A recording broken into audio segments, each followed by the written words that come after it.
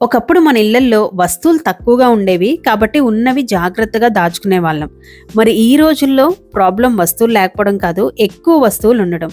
కానీ మన బ్రెయిన్ మాత్రం ఇంకా అదే పాత ఆలోచనతో పర్లేదు ఫ్యూచర్లో అవసరం అవ్వచ్చు అని చాలా అనవసరమైన వస్తువుల్ని వదలకుండా ఆపేస్తూ ఉంటుంది. దానివల్ల ఎంత సర్దినా కొన్ని రోజులకే మళ్ళీ అదే గందరగోళం, మళ్ళీ క్లీన్ చేసుకోవడం, సర్దుకోవడం. కానీ నేను కాన్షియస్గా డీక్లటరింగ్, ఆర్గనైజింగ్ చేయడం స్టార్ట్ చేసిన తర్వాత ఒక విషయం రియలైజ్ అయ్యాను.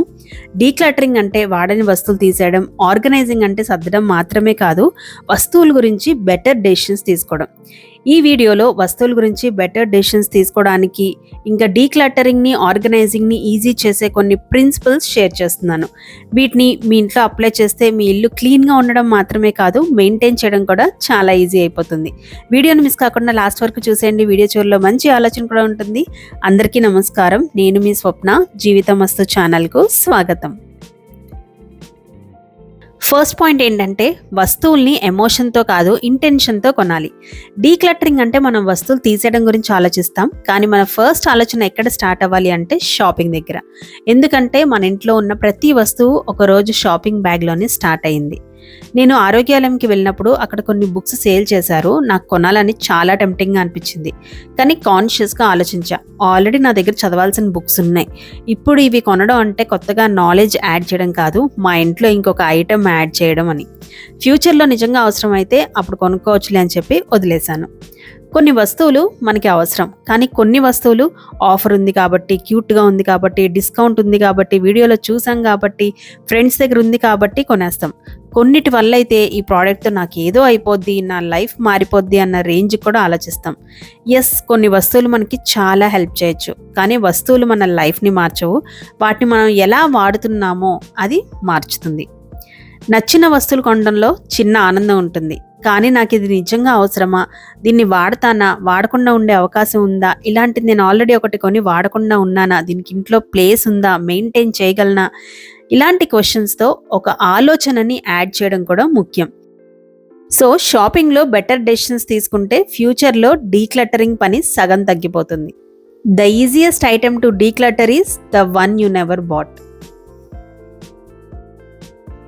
నెక్స్ట్, ఎప్పుడైనా అవసరం అవ్వచ్చు అనే ట్రాప్లో పడకండి. కొన్నిసార్లు మనం వస్తువుల్ని స్టోర్ చేయడం లేదు, మన భయాల్ని స్టోర్ చేస్తున్నాం.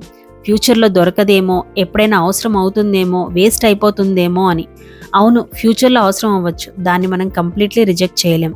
కానీ ఇక్కడ నాకు హెల్ప్ అయిన ఒక సింపుల్ క్వశ్చన్: ఒకవేళ ఫ్యూచర్లో నిజంగా అవసరమైతే నేను మళ్ళీ ఈజీగా కొనగలనా అని. అది రేటు పరంగా కానీ, అవైలబిలిటీ పరంగా కానీ. నా దగ్గర ఆర్య చిన్నప్పుడు క్రాఫ్ట్స్ కోసం కొన్న కొన్ని మెటీరియల్స్ చాలా ఇయర్స్ నుంచి ఉన్నాయి. ప్రతిసారి ఆర్గనైజ్ చేస్తున్నప్పుడు వీటిని ఉంచాలా, పడేయాలా అనే ఆలోచన వచ్చేది. అలాగే అవసరం అవుతుందేమోనని ఉంచుతూ వచ్చాను ఇన్ని ఇయర్స్. బట్ ఇన్ని సంవత్సరాలుగా దాన్ని ఎప్పుడూ వాడలేదు, అండ్ ఫ్యూచర్లో వాడే అవకాశం కూడా తక్కువే. అండ్ ఒకవేళ ఫ్యూచర్లో అవసరమైతే వాటిని మళ్ళీ కొనడం పెద్ద కష్టం కూడా కాదు. అందుకే ఈసారి వాటిని కాన్ఫిడెంట్గా తీసేశాను. మనం ఆలోచించాల్సింది దాని ప్రైస్ 100 రూపాయల, 200 అని మాత్రమే కాదు. అది షెల్ఫ్ స్పేస్ ఆక్యుపై చేస్తుంది, క్లీనింగ్ టైం పెంచుతుంది, కొన్నిసార్లు మనకు కావాల్సిన వస్తువులు కూడా కనిపించకుండా చేస్తుంది. సో ఈజీగా మళ్ళీ కొనగలిగే వస్తువుల్ని ఎప్పుడైనా అవసరం అవ్వచ్చు అని సంవత్సరాల తరబడి ఇంట్లో స్టోర్ చేయాల్సిన అవసరం లేదు. నెక్స్ట్, ఇన్ని చాలు అని ముందే డిసైడ్ అవ్వడం. కొన్ని వస్తువులు మనం ఎంత డీక్లటర్ చేసినా యాడ్ అవుతూనే ఉంటాయి. మనం కూడా యూజ్ అవుతాయిలే అని ఉంచేస్తూ ఉంటాం. అవేవో కాస్ట్లీ వస్తువులు కూడా కాదు, అవన్నీ చీప్ ప్రోడక్ట్స్. తుడుచుకోవడానికి యూజ్ చేసే ఓల్డ్ క్లాత్స్, పిజ్జాతో వచ్చే ketchup packets, plastic covers, return gift bags, rubber bands, అట్టపెట్టెలు, ఇలాంటివన్నీ చాలా చెత్త యాడ్ అవుతూ ఉంటాయి. అలాంటి వస్తువులకి ఇన్నుంచుకుంటే చాలు అని ఒక నెంబర్ డిసైడ్ చేసుకోవడం హెల్ప్ అవుతుంది. 1 స్కూప్ స్పూన్స్ 2 చాలు, సూపర్ మార్కెట్ బ్యాగ్స్ 3 చాలు, రబ్బర్ బ్యాండ్స్ 5 చాలు. ఇలా ఇక్కడ కౌంట్ ఎంత ఉండాలో మీ ఇష్టం. కొన్నిటికి 5 చాలు అనుకోవచ్చు, కొన్నిటికి 10 అవసరం అవ్వచ్చు. ఇక్కడ పాయింట్ నెంబర్ కాదు, ఇక్కడ పాయింట్ లిమిట్ పెట్టుకోవడం. మనం ముందే ఒక నెంబర్ డిసైడ్ చేసుకుంటే ఆ లిమిట్ దాటిన ప్రతిసారి నిర్ణయం తీసుకోవడం ఈజీ అయిపోతుంది. 2 ఉంచుకున్నాను కదా, అవసరమైతే 2 ఉన్నాయిలే అన్న ఫీలింగ్తో మిగిలినవి ఈజీగా కాన్ఫిడెంట్గా తీసేయగలుగుతాం. కొన్నిసార్లు మనం ఇన్ని ఉండాలి అనే కౌంటే కాదు, ఫిజికల్ బౌండరీ కూడా పెట్టుకోవచ్చు. ఈ బాస్కెట్లో పట్టినన్ని బ్యాగ్స్ ఉంచుకుంటాను, మిగతావి పడేస్తానని అనుకోవచ్చు. ఈ బాక్స్లో ఎన్ని పడితే అన్ని మంచివి ఉంచి మిగతావి తీసేస్తాను అని లిమిట్ చేసుకోవచ్చు. ఈ బాక్స్ ఫుల్ అయిన ప్రతిసారి కొన్ని తీసేయాలి అనే యాక్షన్కి ట్రిగ్గర్ కూడా అవుతుంది. నేను అంతకుముందు ఓల్డ్ క్లోత్స్ క్లీనింగ్కి యూజ్ అవుతాయని చెప్పి ఉన్నవన్నీ వాష్ ఏరియా షెల్ఫ్లో పెట్టాను. ఒకసారి ఎలా వచ్చిందేమో కానీ ఒక ఎలుక ఈ షెల్ఫ్లో దూరి చెత్త చెత్త చేసింది. దాన్ని ట్రాప్ చేసి పడేసాక ఆ క్లాత్స్ అన్నీ పడేశాను. అప్పుడు అనిపించింది ఎందుకు ఇన్ని క్లాత్స్ ఉంచాను, ఒక 5 ఉంచితే చాలు అని డిసైడ్ అయ్యాను. అక్కడ స్టార్ట్ అయింది నాకు ఈ ఆలోచన. Next, declutter in small bites. డీక్లటరింగ్లో బిగ్గెస్ట్ ఛాలెంజ్ క్లీనింగ్ కాదు, నిర్ణయాలు తీసుకోవడం. ప్రతి వస్తువు దగ్గర ఇది ఉంచాలా పడేయాలా అని ఆలోచిస్తూ మన బ్రెయిన్ అలసిపోతుంది. అందుకే చాలాసార్లు స్టార్ట్ చేయడం కష్టం అవుతుంది, స్టార్ట్ చేసినా పూర్తి చేయడం కష్టమవుతుంది. ఈ విషయంలో నాకు ఈ చిన్న చిన్న రూల్స్ హెల్ప్ అయ్యాయి. ఒకటి, ఎన్ని ఐటమ్స్ తీసేయాలో ఒక నెంబర్ పెట్టుకోవడం. ఫర్ ఎగ్జాంపుల్, ఇప్పుడు నేను ఈ షెల్ఫ్ డీక్లటర్ చేస్తాను, ఇందులో నుంచి అస్సలు వాడని 5 వస్తువులు తీసేస్తాను అని అనుకోవడం. మన బ్రెయిన్కి ఒక క్లియర్ టార్గెట్ ఉంటే పని చాలా ఈజీ అనిపిస్తుంది. కాబట్టి 5 ఐటమ్స్ మాత్రమే తీస్తాను అని డిసైడ్ అవ్వండి. ఈజీగా రిమూవ్ చేయగలిగే 5 ఐటమ్స్ తీసేస్తే చాలు. ఇది స్టార్ట్ చేయడానికి, ఫినిష్ చేయడానికి, అనవసరమైన వస్తువులు తీసేయడానికి ఒక బెస్ట్ మెథడ్. ఒక్కోసారి మనం అనుకున్న నెంబర్ కంటే ఎక్కువ వస్తువులు తీసేయచ్చు, అప్పుడు అది బోనస్. ఇంకొక రూలు, టైం రిస్ట్రిక్షన్ పెట్టుకోవడం. ఒక 10 minutes టైం పెట్టుకుందాం, ఆ టైంలో ఎన్ని తీసేయగలిగితే అన్ని తీసేద్దాం, మిగిలినవి లోపల పెట్టేద్దాం అని అనుకోవచ్చు. అలానే ఒక 10 minutes టైమర్ పెట్టుకుని హౌస్ అంతా ఒక రౌండ్ వేస్తూ ప్లాట్ఫామ్స్ మీద, వాటి కింద అందుబాటులో ఉన్న షెల్ఫ్స్లో వాడని వస్తువులు తీసేయడం. డీక్లటరింగ్ మొత్తం ఒకేసారి ఒక రోజులో చేయాలి అంటే చాలా కష్టంగా ఉంటుంది. ఇలా స్మాల్ బైట్స్గా ప్లాన్ చేసుకుంటే కన్సిస్టెంట్గా చేయగలుగుతాం. ఇంకా రిటర్న్ గిఫ్ట్స్. ఈ రోజుల్లో ఇది ఒక ప్రాబ్లం అయిపోతుంది. ఏ ఫంక్షన్కి వెళ్ళినా మనకు అవసరం ఉన్నా లేకపోయినా ఒక కొత్త వస్తువు ఇంటికి తెస్తున్నాము. అలానే ఫంక్షన్స్ కూడా చాలా ఎక్కువ జరుగుతున్నాయి. అండ్ ఇప్పుడు రిటర్న్ గిఫ్ట్స్ ఇవ్వడం చాలా నార్మల్ అండ్ తప్పనిసరిలాగా ఎక్స్పెక్టేషన్ కూడా క్రియేట్ అయిపోయింది. దీనికి సొల్యూషన్ ఏమో కానీ కొంచెం థాట్ఫుల్గా ఉంటే బాగుంటుందేమో. మేబీ ప్రతి చిన్న ఫంక్షన్కి ఇవ్వక్కర్లేదేమో. అండ్ ఇచ్చేటప్పుడు కొంచెం క్వాలిటీగా ఉపయోగపడే వస్తువులు ఇవ్వడం. అలానే మనం తెచ్చుకున్న గిఫ్ట్స్ని వాడేయచ్చు అనుకున్నవి అనవసరంగా లోపల దాయకుండా వాటిని వాడేయడం. అలానే మనం వాడము అనుకున్నప్పుడు అవసరం ఉన్న వాళ్ళకి ఇచ్చేయడం బెటర్ ఆప్షన్స్. నెక్స్ట్, మీరు ఎప్పుడు ఆర్గనైజ్ చేయాలనుకున్న డీక్లటరింగ్ని తప్పకుండా దృష్టిలో పెట్టుకోండి. మనం ఇంట్లో ఏదైనా ఆర్గనైజ్ చేయాలని అనుకున్నప్పుడు మన ఫోకస్ మొత్తం ఆర్గనైజింగ్ మీదే ఉంటుంది. డ్రావర్ ఎలా అరేంజ్ చేయాలి, కంటైనర్స్ ఎలా పెట్టాలి, షెల్ఫ్ ఎలా నీట్గా కనిపించాలి అని. కానీ ఒక ఇంపార్టెంట్ క్వశ్చన్ మాత్రం మర్చిపోతాం, ఇందులో ఉన్న అన్ని వస్తువులు నిజంగా నాకు అవసరమా అని. నా సజెషన్ అయితే మీరు ఎప్పుడు ఆర్గనైజ్ చేయాలనుకున్న డీక్లటరింగ్ని కూడా తప్పకుండా దృష్టిలో పెట్టుకోండి. ఎందుకంటే ఈ 2 కలిసి జరిగితేనే పర్మనెంట్ చేంజ్ వస్తుంది. లేకపోతే మనం అనవసరమైన వస్తువుల్ని చాలా అందంగా అరేంజ్ చేస్తున్నాం అంతే. అది కిచెన్ అయినా, పిల్లల టాయ్స్ అయినా, బుక్స్ అయినా, డాక్యుమెంట్స్ అయినా, బట్టలైనా, పూజా సామాన్ అయినా. ఆర్గనైజ్ చేస్తున్న ప్రతిసారి ఇందులో ఏమైనా తీసేయచ్చా అని ఆలోచించండి. అదొక హ్యాబిట్ అయిపోతే మన ఇంట్లో క్లటర్ చాలా తగ్గిపోతుంది. ఆర్గనైజింగ్ టెంపరీ క్లీనింగ్ కాకుండా లాంగ్ టర్మ్ సింప్లిఫికేషన్ అవుతుంది. నెక్స్ట్ ప్రిన్సిపల్, ఒకటి కొంటే ఒకటి తీసేయాలి. కొత్త డ్రెస్ కొన్నారా, ఏదైనా పాత డ్రెస్ తీసేయచ్చేమో చూడండి. కొత్త కంటైనర్ వచ్చిందా, ఆల్రెడీ వాడని ఒక కంటైనర్ రిమూవ్ చేయొచ్చా అని ఆలోచించండి. కొన్నిసార్లు తీసేయడానికి ఏమీ దొరకకపోవచ్చు, కొన్నిసార్లు ఒకటి కంటే ఎక్కువ వస్తువు తీసేయాల్సి రావచ్చు. పర్లేదు, ఇక్కడ మెయిన్ పాయింట్ ప్రతిసారి కొత్త వస్తువు వచ్చినప్పుడు పాతవి ఏమైనా తీసేయచ్చా అనే క్వశ్చన్ వేసుకోవడాన్ని ప్రాక్టీస్ చేయడం. ఆ క్వశ్చన్ ఆటోమేటిక్గా మన మైండ్ సెట్ని మార్చేస్తుంది. పిల్లల విషయంలో అయితే ఇది ఇంకా ఇంపార్టెంట్. వాళ్ళు కొత్త టాయ్స్ లేదా బుక్స్ అడిగినప్పుడు డైరెక్ట్గా కొనివ్వడం కాకుండా మనం పాత బుక్స్ని ఎవరికైనా షేర్ చేద్దామా, లేదా ఈ టాయ్స్లో నువ్వు ఇప్పుడు ఆడనివి ఏంటి అవి ఎవరికైనా ఇచ్చేద్దామా అని వాళ్ళతోనే డిస్కస్ చేయండి. ఓనర్షిప్, గ్రాటిట్యూడ్, షేరింగ్ అలానే క్లటర్ని కంట్రోల్ చేయడం కూడా నేర్పిస్తుంది. మనం ఇప్పటివరకు అనవసరమైన వస్తువులు ఎలా తగ్గించాలో చూసాము. ఇప్పుడు ఆర్గనైజింగ్ రిలేటెడ్ ప్రిన్సిపల్స్ షేర్ చేస్తున్నాను. అందులో మొదటిది, ప్రతి వస్తువుకి ఒక ప్లేస్ ఉండాలి. ఆర్గనైజింగ్లో నేను ఎప్పుడు ఫాలో అయ్యే simple and most important principle ఇది.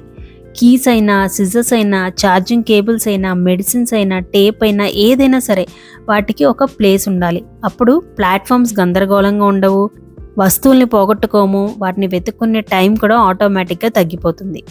ఇంకా ఇది ఫ్యామిలీ అందరికీ కూడా చాలా హెల్ప్ చేస్తుంది. పిల్లలైనా, ఫ్యామిలీ మెంబర్స్ ఎవరైనా ఏదైనా యూజ్ చేసిన తర్వాత ఎక్కడ పెట్టాలి అని ఆలోచించాల్సిన అవసరం ఉండదు. సింపుల్గా దాన్ని ప్లేస్లో పెట్టే అని మనం కూడా చెప్పొచ్చు. పిల్లలకు కూడా చిన్నప్పటి నుంచి ఈ హ్యాబిట్ నేర్పిస్తే క్లీనింగ్ రెస్పాన్సిబిలిటీ ఒకరి మీద ఉండదు. ఫ్యామిలీ అందరూ ఇంటిని మెయింటైన్ చేయడంలో భాగమవుతారు. నెక్స్ట్, ఆర్గనైజింగ్లో నేను ఇప్పుడు ఫాలో అయ్యే ఇంకొక ఇంపార్టెంట్ ప్రిన్సిపల్, రెగ్యులర్గా వాడుతున్నవి అలాగే రెగ్యులర్గా వాడాలి అనుకునేవి ఈజీగా అందుబాటులో కళ్ళకు కనిపించేలాగా ఉండాలి. ఆర్గనైజ్ చేస్తున్నప్పుడు మనం షెల్ఫ్లో ఎక్కడ ప్లేస్ ఉంది అని కాదు, నేను ఏ వస్తువుని ఎంత ఫ్రీక్వెంట్గా వాడుతున్నానో అని ఆలోచించాలి. డైలీ యూజ్ అయ్యేవి మన చేతికి దగ్గరగా ఉండాలి. రేర్గా యూజ్ అయ్యేవి పైన షెల్ఫ్స్లో లేదా తక్కువ యాక్సెస్ అయ్యే ప్లేసెస్లో ఉండొచ్చు. ఒక చిన్న ఎగ్జాంపుల్ చెప్తాను. సమ్మర్ హాలిడేస్లో ఆర్య పజిల్స్ ఆడేవాడు, ఇంకా బుక్స్ చదివేవాడు. అప్పుడు ఆ బుక్స్, పజిల్స్ అన్నీ ఈజీగా తీసుకునే ప్లేస్లో పెట్టాను. కానీ స్కూల్ స్టార్ట్ అయిన తర్వాత అవి యూజ్ చేయడం తగ్గిపోయింది. సో ఆ బుక్స్ అండ్ టాయ్స్ని లోపల షెల్ఫ్లో పెట్టేశాను. ఇప్పుడు తను రెగ్యులర్గా యూజ్ చేసే స్కూల్ బుక్స్ పెట్టుకోవడానికి ఈజీగా యాక్సెస్ చేసే షెల్ఫ్లో కంఫర్టబుల్గా పెట్టుకునేలాగా ప్లేస్ ఇచ్చాను. మన హోమ్ మన కరెంట్ లైఫ్కి సపోర్ట్ చేయాలి. అండ్ ఇంకొక కేటగిరీ, మనం రెగ్యులర్గా వాడకపోయినా వాడాలి అనుకునే వస్తువులు. మీరు ఎక్కువ బుక్స్ చదవాలి అనుకుంటే బుక్ని కనిపించే ప్లేస్లో పెట్టండి. హెల్దీగా ఉండాలి అనుకుంటే హెల్దీ ఫుడ్ని ఈజీగా కనిపించే ప్లేస్లో పెట్టండి. మన ఎన్విరాన్మెంట్ మన హ్యాబిట్స్ని చాలా ఇన్ఫ్లుయెన్స్ చేస్తుంది. మనం చూడగలిగిన వస్తువుల్ని, అందుబాటులో ఉండే వస్తువుల్ని మనం యూజ్ చేసే ఛాన్సెస్ ఎక్కువ. అండ్ ఏదైనా వస్తువు రెగ్యులర్గా మన కళ్ళకు కనిపించని ప్లేస్కి వెళ్తే దాన్ని యూజ్ చేయడం తగ్గిపోతుంది. కొన్ని రోజులకి అది ఉంది అన్న సంగతి కూడా మనం మర్చిపోతాం. మనం పెద్దగా యూజ్ చేయని వస్తువులు ఈజీగా యాక్సెస్ చేయని ప్లేస్లో పెట్టినప్పుడు తర్వాత వాటిని డీక్లటర్ చేయాలో వద్దో కూడా ఈజీగా డిసైడ్ అవ్వగలుగుతాం. కాబట్టి ఆర్గనైజ్ చేస్తున్న ప్రతిసారి ఈ వస్తువు నా లైఫ్లో ఎంత ఇంపార్టెంట్ అని ఒకసారి ఆలోచించండి. మన ఇంట్లో బెస్ట్ ప్లేసెస్ మన బెస్ట్ హ్యాబిట్స్కి, మనం రెగ్యులర్గా వాడే వస్తువులకి ఇవ్వాలి.